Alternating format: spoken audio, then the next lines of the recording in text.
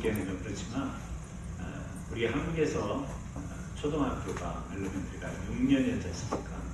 1학년부터 6년 동안 졸업할 때까지 결석을 한 번도 하지 않고 개근상, 6년 개근상 받으신 분 계세요? 고개 끄덕이신 분은 확실합니다. 굉장히 자부심을 가지고 받았다 그 말인데요. 저도 그 상을 받은 거 아니겠어요? 근데 지금 와서 생각하면 물론 그 6년 개근상이라고 하는 것이 우리에게 근면과 성실과 어려서부터 그런 것을 키워주는 어떤 그 좀 동기부여가 됐던 것이 사실이고, 또 지금에 와서지만 옛날 어렸을 때이긴 하지만 이 자긍심이 생기는 것은 분명해요.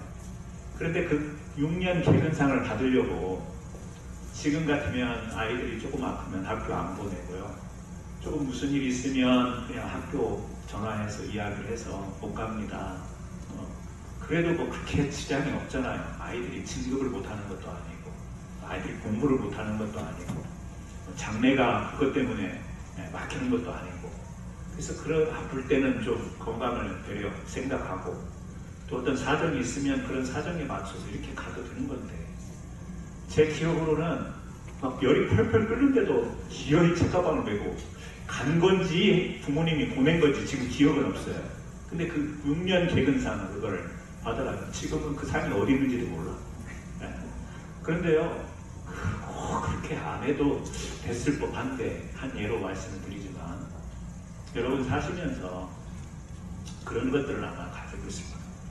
지금 지내보니 내가 그렇게 각박할 필요가 없었는데, 그때는 또 힘드니까, 그때는 어려웠으니까, 그때는 또 다 그랬어 라고 하는 그런 우리가 이유로 지난날 이렇게 회고를 하고 회상을 하지만, 우리가 살아가면서 꼭 그렇게 하지 않아도 되는 것들이 있습니다.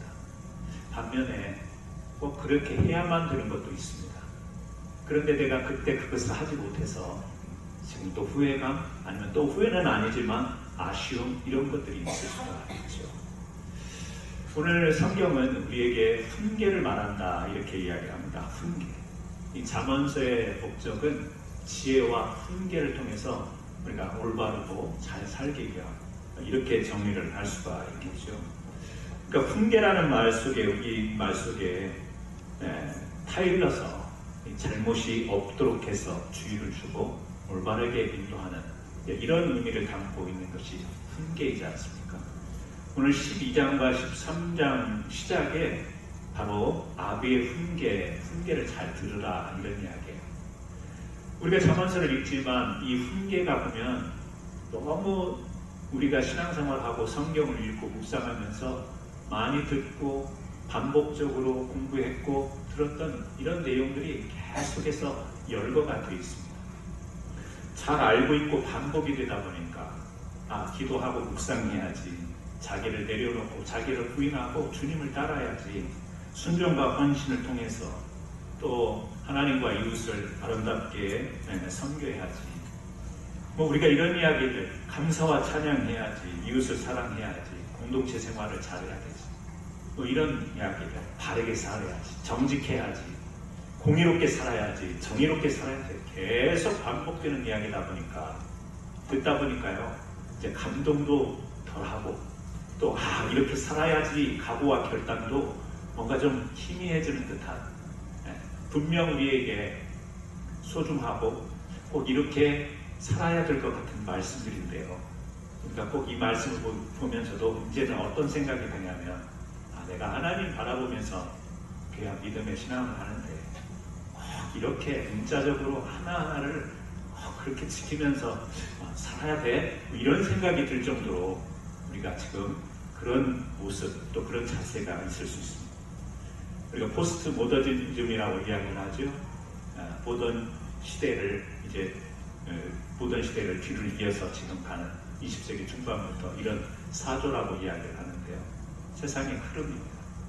여러분이 잘 아시는 것처럼 포스트 모더니즘의 특징은 절대적인 것, 이게 아니고, 보편적인 규칙, 이게 아니고, 다양한 목소리와 관점을 가지고 절대적으로 지켰던 것들을 이제 그렇게 절대적이지 않아, 상대적이고 이렇게 다양하고 이러면서요, 우리의 생각들이 어떻게 되죠? 전에는 꼭 해야만 됐던 것들이 지금은 그렇게까지 할 필요가 없어. 이런 생각을 갖는 것이 오늘날 우리가 살아가는 삶 속에서 너무 자연스럽게 노출되어 있는 사소의 흐름입니다. 그러다 보니 우리 신앙생활 가운데도 우리도 알게 모르게 그런 생각이 들어요. 근데 실제 생각해보면 여러분 교회를 오래 다니셨던 분들, 또 한국에서 신앙생활 했던 분들, 이민 와서 신앙생활을 했지만 70년대, 80년대, 90년대를 같이 이렇게 신앙생활을 해오면서 교회 안에서 신앙생활했던 그 모습들을 보면서 그런 생각 드는 거 있지 않아요? 저는 그런 게 많이 있어요. 왜냐하면 교회가 꼭 그랬어야 되나? 또 신앙이라는 것을 꼭 그렇게 지켜야 되는 건가? 뭐 이런 생각을 주는 것들이 있었어요. 그걸 우리는 이제 너무 율법적이었다, 너무 기복적이었다, 또 너무 하나님을 두려운 대상으로 말씀을 가르쳤다. 꼭 그런 것이 아니었는데, 그래서 그렇게 얽매이고 붙잡히고 이렇게 어둡게 신앙생활했던 부분들에 대해서는 꼭 그렇게 하지 않아도 되는 거였는데 이런 생각이 들죠. 그런가 하면 오늘날에 보게 되면 이런 생각이 들어요. 포스트 모더니즘의 흐름과 오늘날 세상의 흐름이 절대적인 것을 벗어나서 다양성을 인정하고 상대적인 것을 이야기하고 막 이러면서요. 신앙이라는 게 꼭 그렇게 해야만 돼? 꼭 그렇게 하지 않는다고 우리가 구원받지 못하는 건가? 뭐 이런 이제 우리들의 생각이 교차가 되어지는 것 같아요. 옛날에는 주일 성수 그러면 꼭 지켜야 되는 것으로 알았어요. 그 주일 성수가 자기가 섬기는 본교에 나가서 예배를 드려야 주일 성수하는 것으로 그렇게 인식이 되는. 근데 지금 여러분 그렇게 생각하는 분 계신가요? 그렇게 생각하지 않죠. 근데 저는 어려서 그렇게 생각했어요. 본교에 나가서 예배를 드려야 주일 성수하는 것입니다. 주일날 잘 준비된, 정성스럽게 준비된 헌금을 드려야 그게 헌신이고 헌금, 이렇게 되었습니다. 지금 그런가요? 그렇지가 않습니다. 각자 다 하나님의 말씀을 깊이 연구하고 묵상하면서 이제 나름 정리된 신앙, 그리고 그 정리되는 신앙을 위해서 제공했던 신앙, 이런 관점에 의해서 우리들이 꼭 이렇게 해야 될 것과 꼭 이렇게 하지 않아도 될 것들을 이제는 분별하면서 신앙생활을 하고 있죠. 그게 바로 지혜로운 신앙생활인데, 문제는 여기 함정이 있을 수 있다는 거예요. 뭐냐면 여러분 가만히 한번 생각해 보세요. 내가 신앙생활을 하는데 내가 꼭 이것은 내 신앙, 뭐 철학은 아니죠. 신앙이잖아요. 신앙이고 내가 지키는 신조, 내가 꼭 이것은 내 신앙의 원칙으로 삼고 이렇게 하는 것이 있는가 하면 어떤 것은요, 누가 이야기하고 누가 강조하고 이야기하더라도 내가 스스로 알아서 조정하고 조절해서 내 신앙의 양식, 모습을 가꾸어가는 이런 것들이 있습니다. 그런데 이런 것들이 정확하면 얼마나 좋겠어요. 하나님이 우리에게 주신 메시지, 말씀과 정확하게 일치하면 얼마나 좋겠어요. 근데 그럴 자신이 없는 거죠, 우리에게. 그래서 어떤 때는 나는 자고하지만 하나님이 보실 때는 미흡할 수가 있는 것입니다. 나는 미흡하다고 할 수 있지만 하나님은 그것마저도 허용하시고 또 받아주시고 품어주실 수 있는 부분들이 있는 것이죠. 그래서 여기 지금 훈계라고 하는 말은 사실 굉장히 어려운 이야기예요. 여러분, 하나님이 성경을 통하여 이런 말씀을 주니 이걸 잘 지키고 행하면 복이 되고 잘 산다. 너무 당연한 논리지 않습니까? 근데 이것을 우리 생각과 마음과 실천의 영역으로 딱 옮겨놓으면 훈계대로 산다라는 것이 결코 쉬운 일이 아닌 거예요. 그래서 우리는 이 훈계라는 말, 또 우리가 지혜라고 하는 이 단어를 보면서도 이게 그냥 단어로 끝나지 않고 관념으로 끝나지 않고 실제 우리 신앙의 힘, 신앙의 능력이 되기 위해서는 우리가 어떻게 신중하게 더 접근하고 묵상하고 다가가야 되는지 관심 있게 볼 필요가 있다는 거죠. 그러나 저는 오늘 이 잠언서에서 말하는 훈계, 아버지가 아들에게 전하는, 솔로몬이 후대에게 전하는 이 훈계, 이렇게 해야 너희들이 하나님 앞에서 온전한 신앙, 믿음, 삶을 살 수 있다. 이런 훈계 아니겠어요? 그러니까 자잘한 이 구절구절의 내용들을 우리가 하나하나 분석해서 그렇게 사는 게 맞고 그렇게 살지 못하면 틀리고 이렇게도 이야기할 수 있지만 잠언서 전체를 묶어서 보면 더 확대해서 성경 전체를 묶어서 보면 지금 말하고 있는 이 훈계는 하나님 중심으로 살아라 이렇게 간단하게 정리할 수 있지 않겠습니까? 하나님 중심으로 살아라. 그 중심을 붙들어라. 여러분 구약 성경에도 보게 되면 하나님이 이스라엘 백성을 애굽에서 광야로 이끄시잖아요.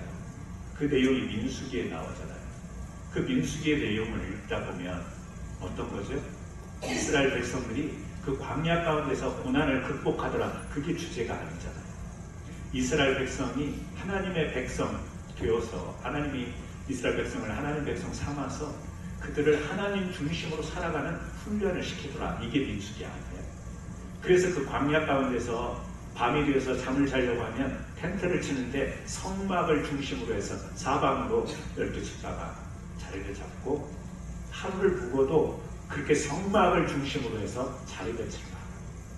이동을 할 때도 구름기둥과 불기둥을 보면서 성막의 움직임에 따라서 이스라엘 백성들이 움직여집니다. 그 광야 가운데서 하나님 이스라엘 백성들에게 훈련시키는 것이 뭐냐면 하나님 중심, 성막, 하나님 인지하는 것, 이 중심으로 살아야 된다라고 하는 이야기. 그런데 이스라엘 백성은 뭐죠? 광야에 나와 있으면서도 그 마음은 이스라엘 백성들의 마음은 어디 있었나요? 애굽에 있었잖아요. 몸은 나와 있어요. 몸은 하나님의 성막을 중심으로 누워 자고 일어나고 하고 있어요. 근데 마음은 어디에 있냐? 애굽에 여전히 있었던 것. 그것을 하나님이 민수기 가운데 계속 뺑뺑이를 돌면서 거기에서 훈련한 것이 하나님 중심. 뭐가? 그들의 삶의 자리만이 아니고 그들의 생각과 마음과 그들의 신앙이 하나님 중심으로 있어야 된다.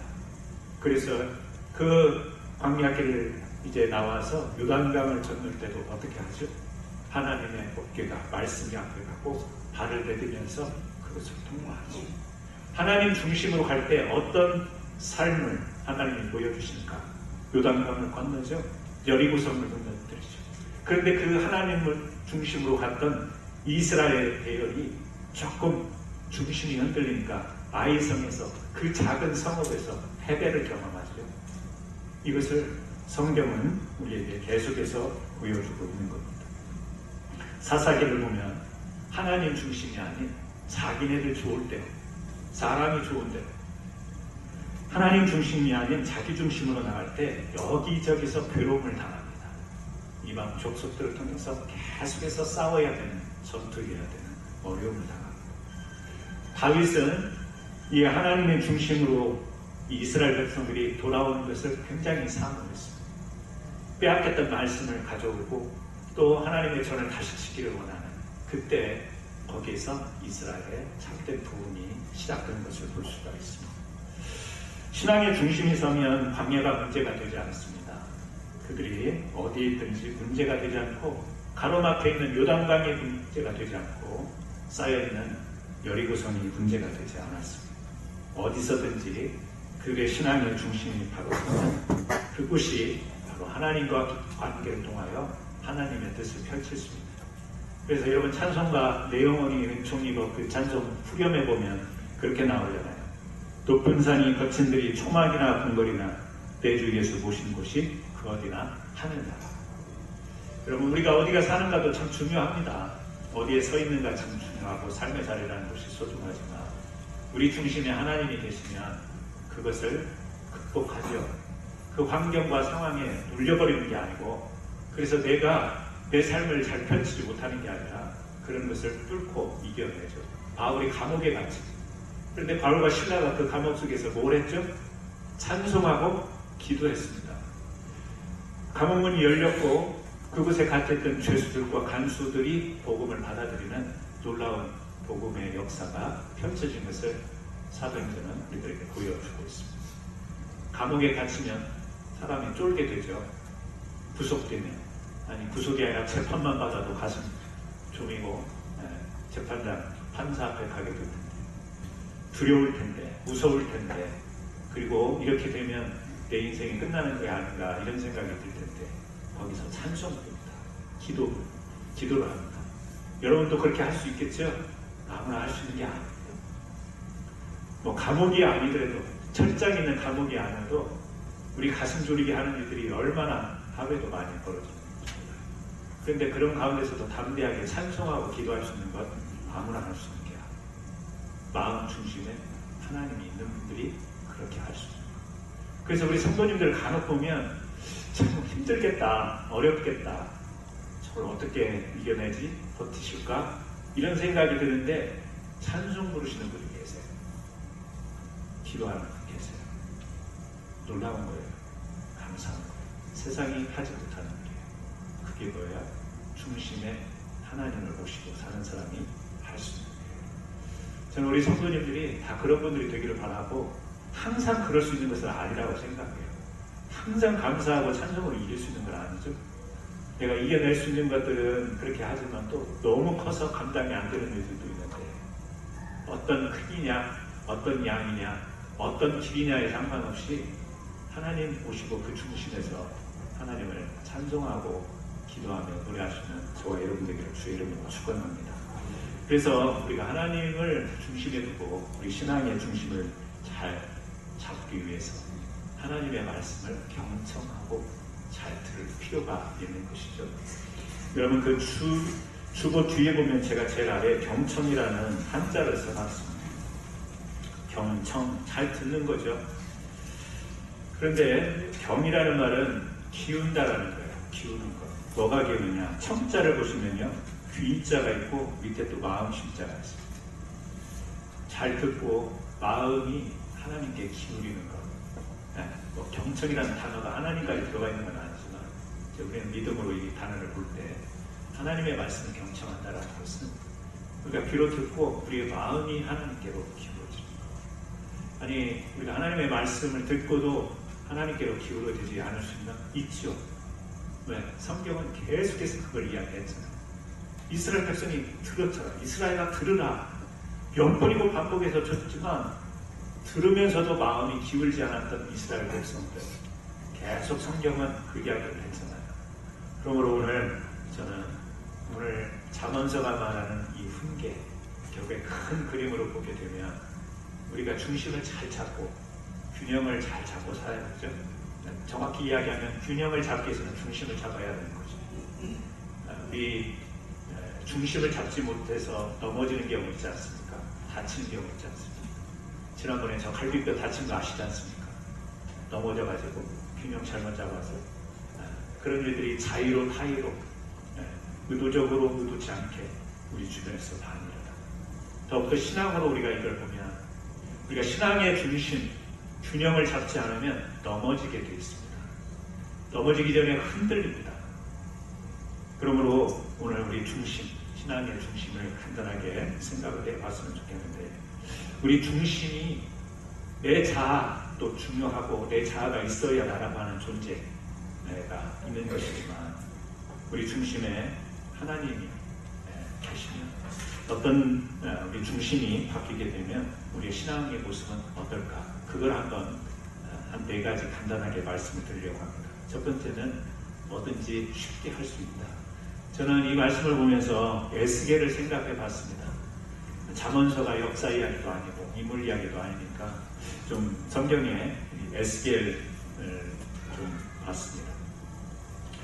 에스겔을 보게 되면 그 에스겔서를 우리가 참조를 하면 쉬운데요. 에스겔서 1장에 보게 되면 에스겔의 모습이 드러나요. 그런데 이렇게 보게 되면 하나님의 부르심 앞에 힘들게 나가지 않는 모습으로 1장이 소개가 되고 있어요. 여러분 하나님이 부르실 때 힘들게 나갈 사람들이 많아요. 모세도 그 하나님 부르심 앞에 나는 못합니다 라고 이야기했잖아요. 나는 못합니다. 처음에 그랬잖아요. 이사야도 내 입술이 더러워서 못합니다. 하나님이 부르셔서 말씀을 전하게 선포하게 하는데 안 된다고 그랬죠. 예레미야도 나는 아이라서 말할 줄 모릅니다.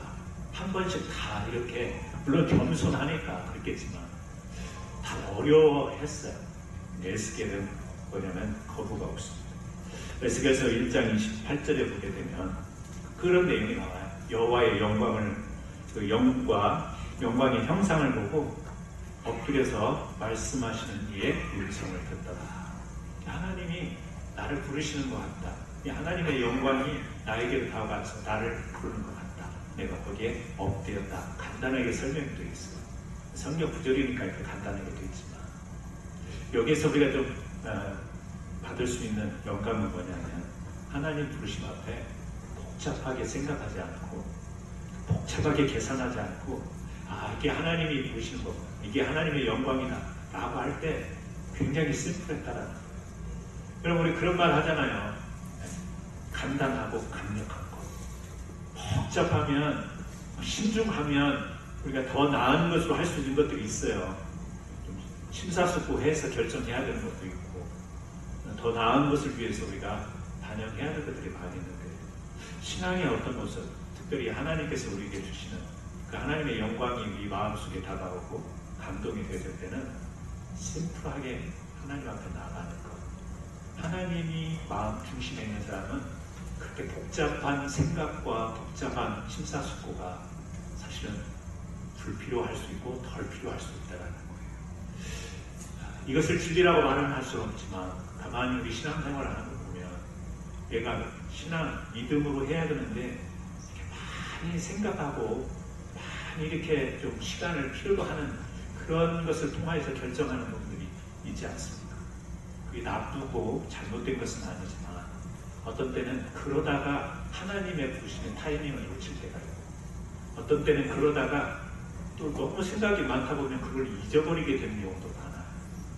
그때 하나님이 주시는 감동이 있고요. 그때 하나님이 주시는 마음이 있습니다.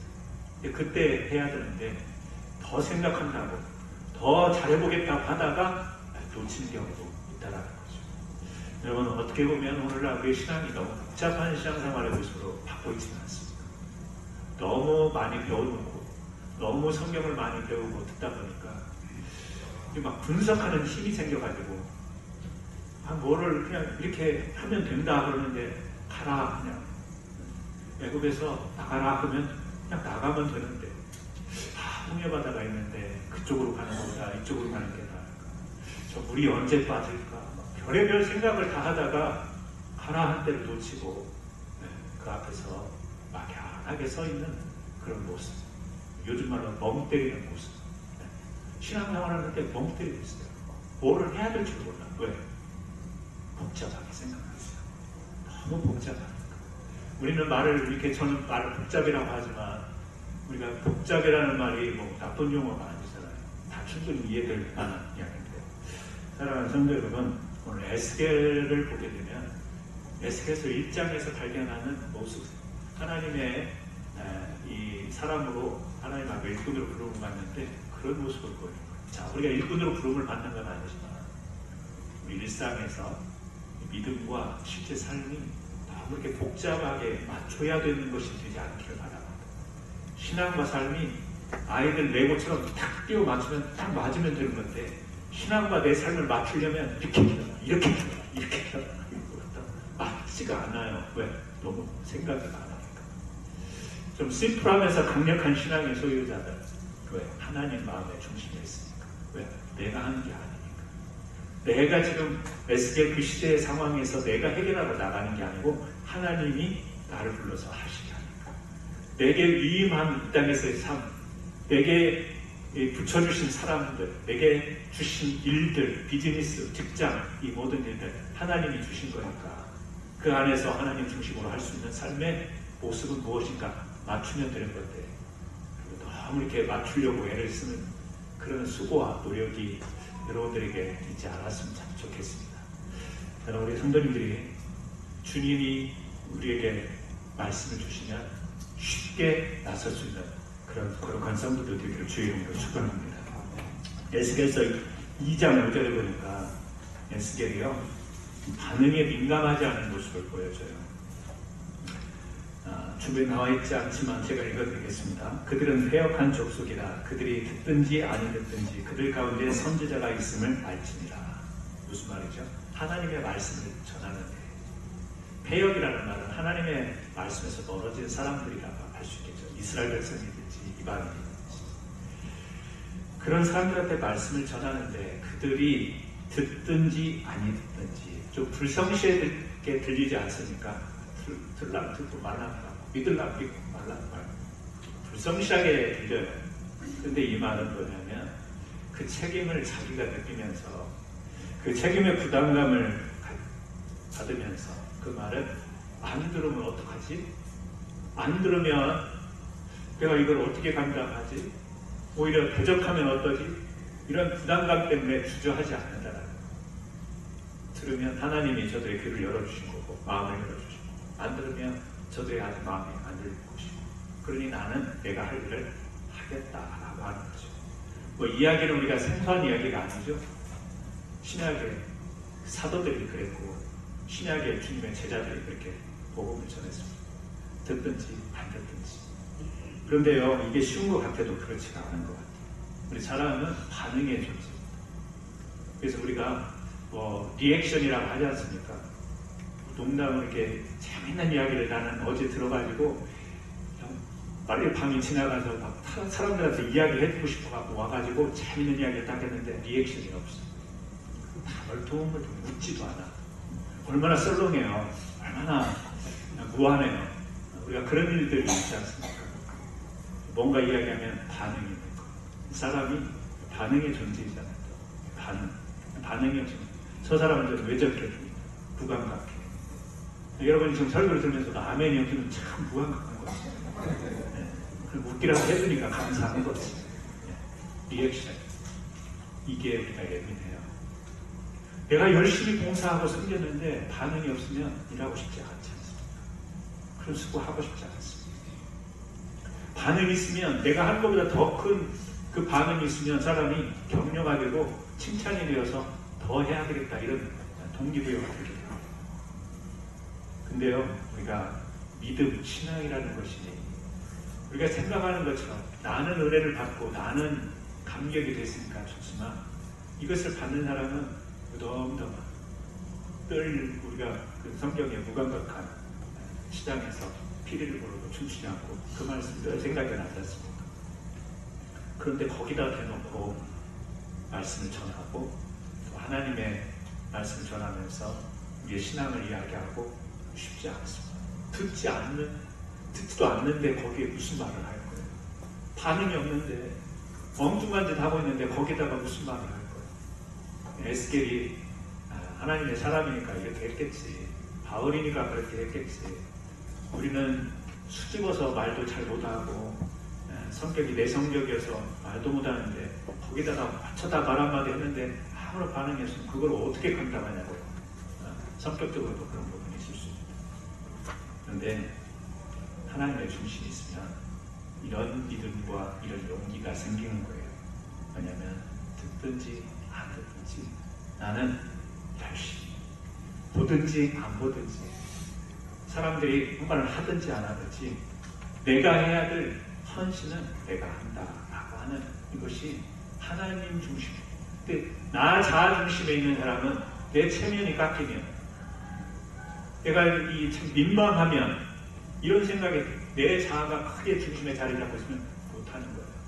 그렇게 듣든지 안 듣든지 이런 말 못해요. 안 해버리는 거죠. 이 안에 하나님이 계시니까. 우리 성도님들 이렇게 헌신하시는 걸 보면 어떤 때는 참 누가 봐준다고 누구 하나 이렇게 어떤 때 보면 좀 옆에서 격려하고 같이 해도 좀 부족할 판에 그런 반응이 없는데도 열심히 헌신하는 분들을 보게 됩니다. 저는 단언할 수는 없지만 마음속에 하나님을 생각하고 마음에 하나님을 중심에 모셨기 때문에 그런 일들이 작은 일이라도 가능하다고 생각이 되어집니다. 여러분 그렇습니다. 우리 믿음의 사람들은 마음 중심에 하나님이 계시기 때문에 어떤 일을 해도 그 반응 때문에 내가 그것에 대해서 손을 놓고 서로 붙잡고 이러지 않는 변함없는 신실한 모습으로 살아가게 될 줄로 믿습니다. 세 번째는 상처를 두려워하지 않는다는 거예요. 주보에 나온 2장 6절에요. 좀 같이 읽어볼까요? 에스겔 2장 6절 말씀.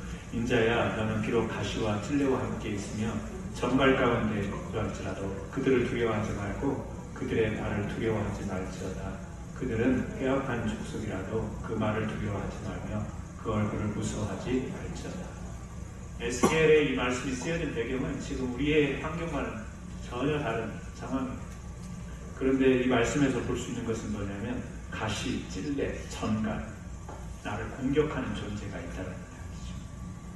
여러분 주위에 이런 존재가 있나요? 없죠?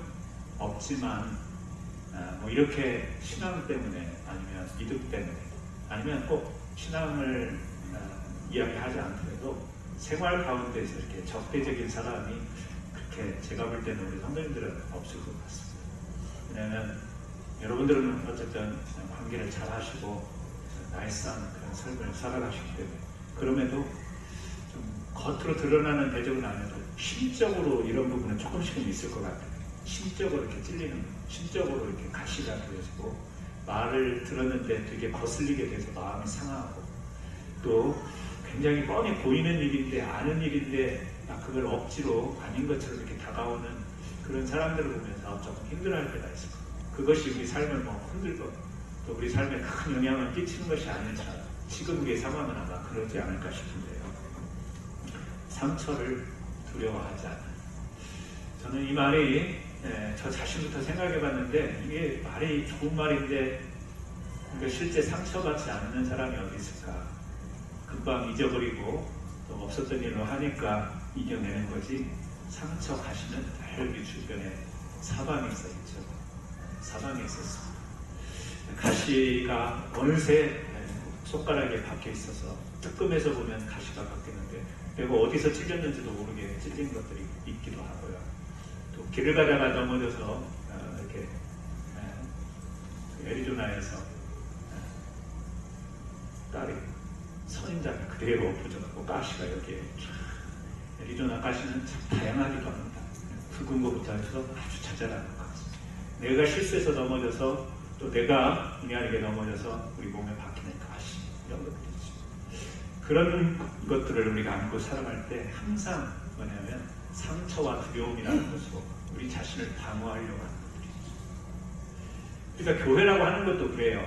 좀 다른 영역이긴 하지만 교회가 문제가 될까봐 교회에 가시가 될 것 같아서 교회에 가시가 될 것 같고 찔림이 될 것 같고 전갈의 공격처럼 될까봐 교회를 철저하게 이렇게 방어하는 이런 모습이 우리에게 있지 않습니까? 그러니까 뭐 이단이라든지 잘못된 교리라든지 이런 것은 어떻게 하죠? 성경에 보면 당연히 방어하고 물리쳐야 될 것들이에요. 그런데 그 이상입니다. 우리가 그렇게까지 하지 않아도 될 것을 상처, 두려움 이런 것으로 우리가 감싸가지고 교회에 들어오고 밖에 나가는 것, 밖에서 행하는 것, 밖에서 들어오는 것 이것들을 되게 두려워하는 경우가 있습니다. 앞에서도 말씀드린 것처럼 하나님이 중심이 되면 교회 안과 밖에서 우리가 우리의 자리를 지켜나가고 우리의 믿음을 지키고 우리의 할 일을 두려움 없이 하게 될 줄 믿습니다. 저는 우리 교회가 그런 교회가 됐으면 좋겠어요. 막 세상을 보면서 벌벌벌 떨면서 교회에 혹시 그런 것들이 들어올까봐 목사님이 그랬잖아요. 그렇게 하면 제가 변명할 필요는 없어요. 저도 많이 벌벌 떨고 있으니까 이 교회에 무슨 악한 영향이 끼칠까봐 교회에 악한 것이 들어올까봐 벌벌 떠는 게 사실인데 좀 우리가 말씀을 보면서 그런 훈계가 필요할 것 같아요. 뭐냐면 하나님의 중심이고 그 상처, 두려움 이것에 꼼짝을 못하는 게 아니라 그것을 강하게 넘어설 수 있는 이와 같은 하나님 중심, 하나님께 맡기는 하나님을 중심으로 하는 이 신앙을 우리가 가졌으면 참 좋겠습니다.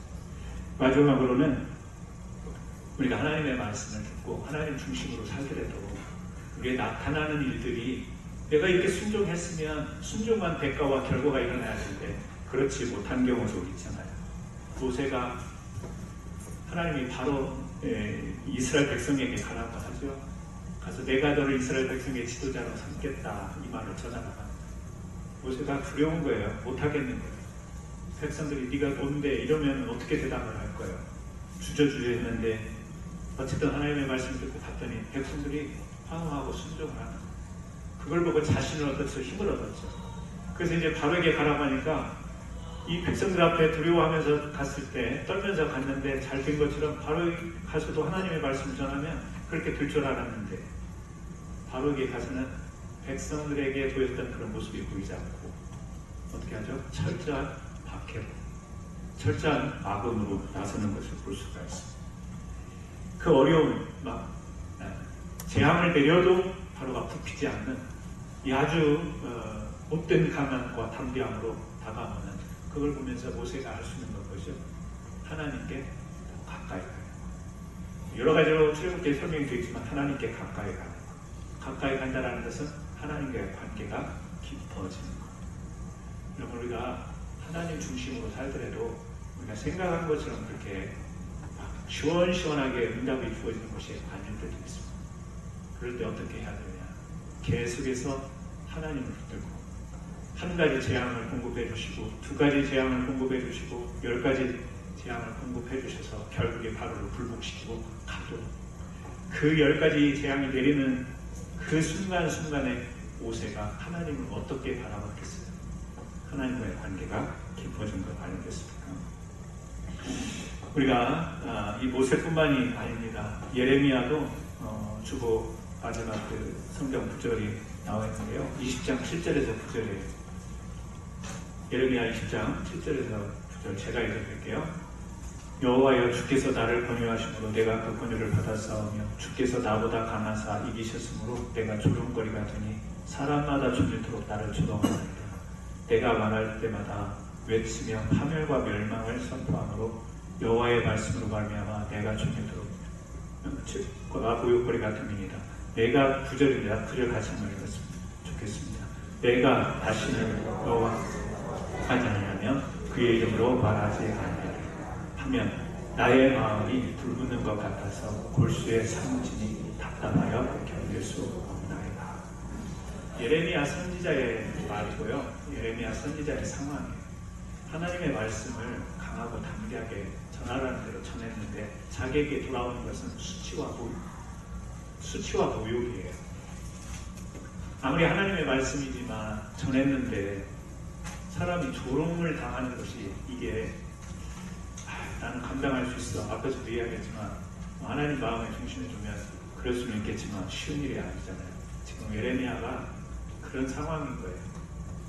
하나님의 말씀을 순종하고 청종하고 전하는데 돌아오는 것은 조롱과 멸시와 이런 것들로 다가오니까 이 일을 하고 싶지 않습니다. 지금 그 말 아니에요? 9절에 내가 다시는 여호와를 선포하지 아니하면 그의 이름으로 말하지 아니하리다 이렇게 말한 게 아니고요. 그런 생각을 하면 오히려 내 마음이 불붙는 것 같아서 내가 그렇게 할 수가 없다. 그러니까 계속해서 모욕하고 조롱해도 여호와를 선포할 수밖에 없고 그의 이름을 전할 수밖에 없는 것이 내 마음에 하나님이 불붙게 하셨기 때문이다. 지금 그런 이야기잖아요. 자, 우리가 말씀 전하는 자는 아닙니다. 전도하는 상황은 아닙니다. 그런데 이 말씀을 한번 생각해보고 말씀을 마쳤으면 좋겠습니다. 왜냐하면 내가 마음에 하나님 중심으로 성실하게 근면하게 그리고 이것은 내가 내 신앙의 철칙으로 지키면서 살아가는데도 내 삶 속에서 그러한 복과 은혜, 상급 이런 거 아니고 오히려 내 상황이 더 힘들어지고 아니, 저 사람 잘 믿는다더니 저게 잘 믿으면 복을 받아야 된다는데 왜 저 사람에게 저런 일이 일어나? 저 사람이 제대로 믿는 거야? 뭐 뒤로 숨어서 죄 짓는 거 아니야? 막 멸시를 받는 그 상황이 온다 할지라도 하나님이 내게 주신 마음은 변함없는 나를 사랑하시고 나를 붙드시고 내가 선한 그 믿음으로 승리하는 삶을 살기를 원하시는 하나님의 뜻을 내가 지워버릴 수 없는 뜨거운 마음이 있기에 나는 누가 조롱하고 멸시하고 뭐라고 한다 하더라도 나는 이 신앙을 지킨다. 이게 하나님을 마음의 중심에 오신 사람의 마음, 결단, 각오, 자세, 태도. 저는 오늘 이 말씀을 보면서 우리 사랑하는 성도 여러분들이 여러분의 마음이 하나님께 경청이 됐으면 좋겠습니다. 하나님께 기울여졌습니다. 마음과 또 몸과 그리고 우리의 신앙의 모든 것들이 하나님 중심으로 잘 이겨내고 아름다운 삶의 열매를 맺는 거룩한 성도들 되기를 예수님의 이름으로 축원합니다. 같이 한번 기도하겠습니다.